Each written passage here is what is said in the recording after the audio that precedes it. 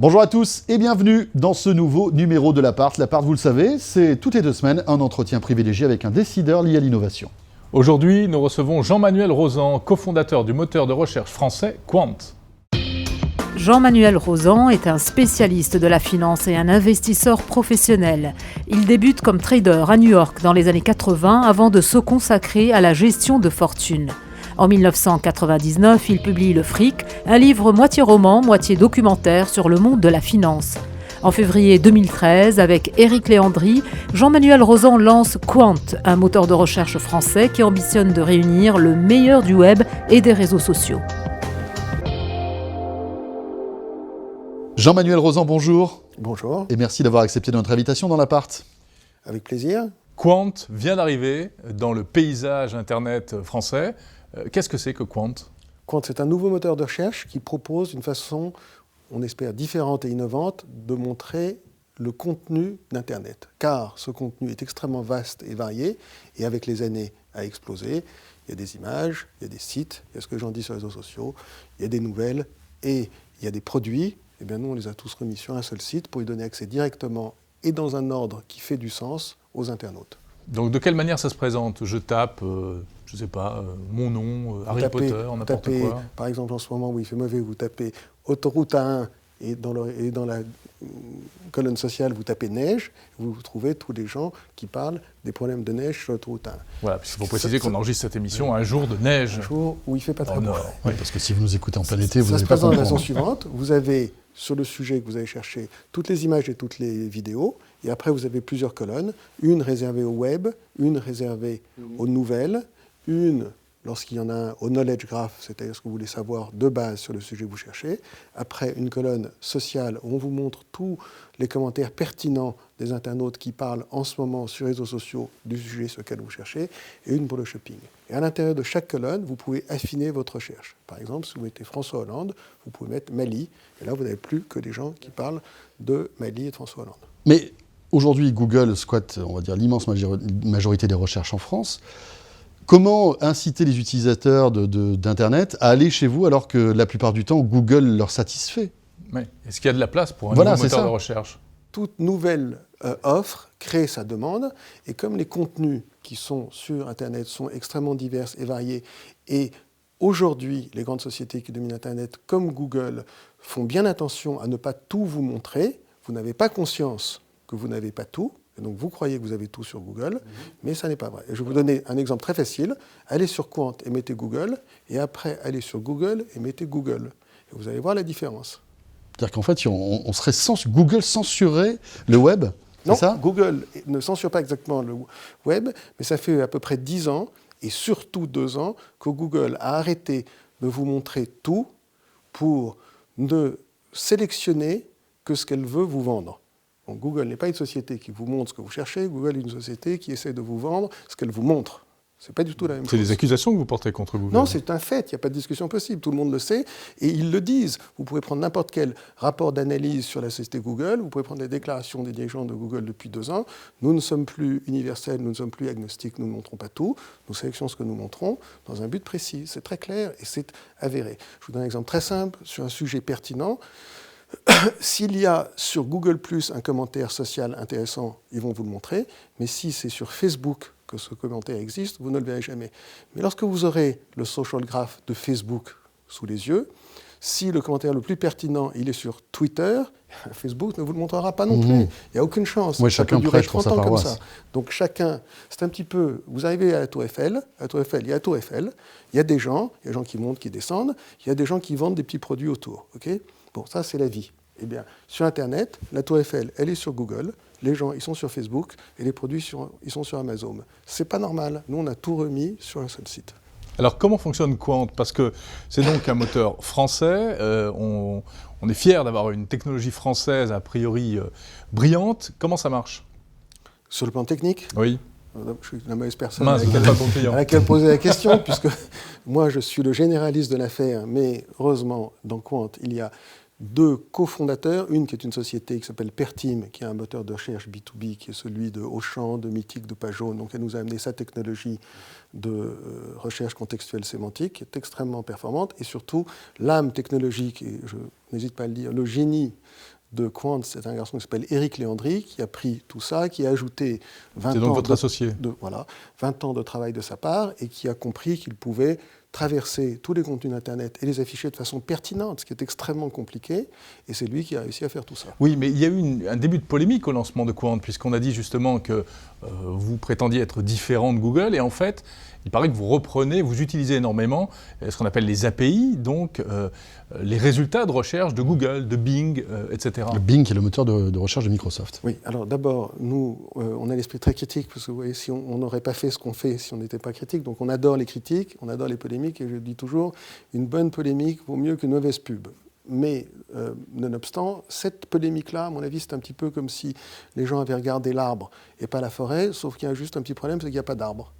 Et je pense que tout le monde, maintenant, avec les explications qu'Éric a fournies, s'est aperçu de la chose. En réalité, on n'a pas d'API avec Bing. On achète de temps en temps des images chez Bing, mais ce n'est pas là que sont nos technologies. Nos technologies sont dans la façon dont on sait faire le lien et créer la pertinence entre tout ça.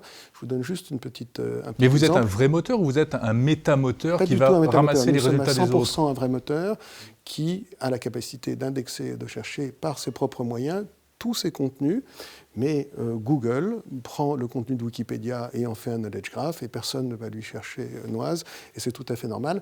Avec le temps, il y a marqué bêta, et avec l'argent, parce qu'il en faut beaucoup, on aura réussi à reconstituer tout ça chez nous, mais ça n'est pas là qu'est le cœur de notre technologie, donc c'est bon. Vous avez lâché le mot, l'argent. Quel est le modèle économique de Qwant? Alors on sait que Google, ce sont les liens sponsorisés. Alors, avec le temps et avec l'audience, évidemment, les modèles économiques sont liés à l'affiliation et à la publicité, puisque sur Qwant, il y a la possibilité de répondre à tout commentaire social et aussi de capacité de partager les contenus qui vous intéressent avec tout un tas de gens. Et à partir du moment où vous vous mettez à faire ça, vous ouvrez des espaces sur Qwant sur lesquels on peut vous montrer, évidemment, de la publicité. Jean-Manuel Rozan, allez, on s'intéresse maintenant à votre timeline. Quels sont on va dire, les grands moments de votre parcours d'entrepreneur? Quelques-uns. Et là, ça fait tellement longtemps que ça dure. J'ai été trader pendant une dizaine d'années dans les années 80.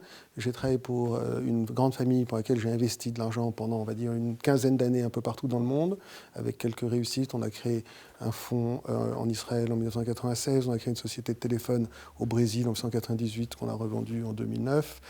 Et voilà, et au milieu de ces quelques réussites, j'ai fait une foultitude d'erreurs considérables que je n'ai pas le temps de vous raconter. Dont on va parler quand même dans un instant. Quand même, ouais, vous n'allez pas y échapper. Comment on passe de la finance à la recherche sur Internet?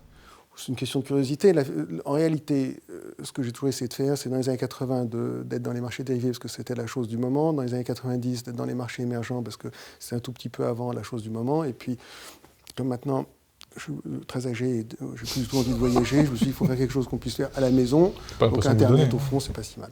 Oui, mais bon, le moteur de recherche, c'est quand même quelque chose qui est déjà bien mature. C'est pas un peu tard de se lancer dans cette aventure du moteur de recherche? Eh bien, moi je pense que non, mais la réponse à votre question, c'est on verra. Mais il y a vraiment une vraie anomalie qui est celle que je vous ai décrite un peu plus tôt, c'est-à-dire cet état des lieux dominé par 3 sociétés américaines et qui est en plus un état des lieux antagoniste. Oui, mais vous n'êtes pas le premier à vous le dire. Il y a déjà eu des tentatives de moteurs français, il y a Exalid, etc., bon, dont on ne parle plus beaucoup aujourd'hui. Je ne peux rien dire sur ça, parce que ce n'est pas un domaine dans lequel je sois spécialement conséquent. Nous, on pense qu'avec notre façon de faire, on a une chance de séduire les utilisateurs et d'avoir quelque chose à montrer qui soit pertinent. Et dans la vie, il n'y a aucune forteresse imprenable, il n'y a que des mauvais assaillants. Quels sont vos fails? Est-ce que vous avez rencontré des erreurs au cours de ce long parcours d'entrepreneur? On n'a pas le temps, mais je vais vous en sélectionner une. J'ai été le cofondateur en 2004 et le principal investisseur dans le premier réseau social au monde qui s'appelait Small World, qui était 2 ans avant Facebook. Rien à voir avec Walt Disney. Rien à voir du tout. Ça s'appelait Small World et c'était un réseau social qui était pour, entre parenthèses, en principe, des gens privilégiés, super connectés, qui se connectaient les uns aux autres pour savoir tout ce qui se passait dans le monde. Ça a connu un succès phénoménal et très très bêtement, on a décidé de le garder petit, ce qui fait qu'aujourd'hui, il est toujours petit. Et il y a quelqu'un qui est devenu membre de Small World qui s'appelle Mark Zuckerberg et qui lui a décidé de faire la même chose mais en plus grand. Et ben, on peut dire que lui, il a mieux réussi que nous. Vous voulez dire qu'il vous a piqué l'idée ? Non, parce qu'on était très nuls au niveau techno, mais enfin, on a eu l'idée 2 ans avant lui, on était avant tout le monde. Donc avoir été le premier réseau social au monde et avoir réussi à perdre beaucoup d'argent avec, c'est quand même très costaud, ça, il faut le faire. Donc la France aurait inventé Internet avant les Américains, avec le Minitel, avec d'autres choses. À chaque fois, on a l'impression qu'on est précurseur et puis on a du mal à transformer l'essai. C'est le constat que vous faites aussi ? Oui, ça c'est possible. Enfin, c'est pas vrai dans tout. Il y a des très très très grandes réussites françaises. On va pas les citer, LVMH, tout ça. Mais je me demande si, d'une certaine façon, en France, on ne se contente pas de la beauté de l'idée sans s'attacher à la qualité de la réalisation et de la réussite. C'est peut-être ce côté intellectuel. C'est sympathique d'ailleurs parce que d'un côté, finalement, l'argent, il n'y a pas que ça qui compte et tout ça. Mais enfin. De l'autre côté, à la fin, il faut bien transformer l'essai. Et il y a cette dichotomie de culture entre la France et les États-Unis qui existe et qui est réelle. Un mot sur l'innovation quand même, puisque c'est aussi le but de cette émission. Quelles sont les innovations qui pourraient émerger selon vous ? Alors, dans le domaine du moteur de recherche ou dans un autre domaine ? Il y a une évolution qui est absolument inévitable et qui est la suivante, un petit peu par analogie comme lorsqu'on est avec le temps de plus en plus conscient que lorsqu'on mange quelque chose, c'est important de savoir ce que ce quelque chose a lui-même mangé pour contrôler un peu la chaîne totale de ce qu'on absorbe. Et bien de la même façon, on a laissé notre identité digitale à volo, si je puis dire. On a mis des traces un peu partout depuis 15 ans. Et puis peu à peu, les gens se rendent compte que cette identité digitale, c'est extrêmement important, qu'elle doit être protégée et qu'ils doivent en reprendre le contrôle. Et de ce point de vue-là, Quant est un outil, à mon sens, de cette prise de conscience, car il y a tout un tas d'endroits sur Quant, notamment la fonction People, où vous pouvez voir tout ce que vous avez dit vous-même sur Internet, où c'est, et éventuellement, si ça vous déplaît, vous pouvez aller l'effacer. Alors comment va-t-on l'effacer ? Parce que c'est facile à dire, c'est pas toujours facile à faire. C'est très compliqué à faire. On espère pouvoir donner cette fonctionnalité dans le futur. Elle n'est pas là pour l'instant, mais déjà savoir où c'est, savoir qu'on l'a dit, savoir que c'est là, c'est une des briques de Quant, et je pense que c'est un des points essentiels de la prise de conscience, on va dire actuelle, qui est en train d'émerger partout en même temps dans le monde. Jean-Manuel Rozan, êtes-vous un geek ? Alors là, vraiment, je suis désolé de vous dire, je suis le contraire d'un geek. Je suis incapable j'ai du mal à répondre à mes mails. J'écris avec un seul doigt, ça prend des heures. Je ne sais pas me servir d'un ordinateur et au bureau, tout le monde se moque de moi. Quel est votre smartphone ? Vous êtes l'homme au bloc-notes encore ou... Non. Je préfère un coup de fil. S'il faut noter ça sur un agenda, je veux bien, mais voilà, ça s'arrête là. Votre smartphone préféré, c'est quoi ?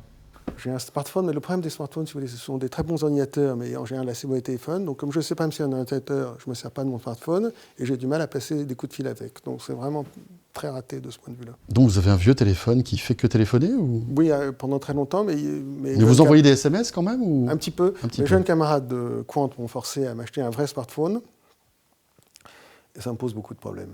Bon, alors on ose à peine vous poser la question sur les réseaux sociaux, sur Twitter, sur Facebook. Est-ce que vous êtes présent sur ces réseaux sociaux ? Est-ce que vous vous y intéressez ?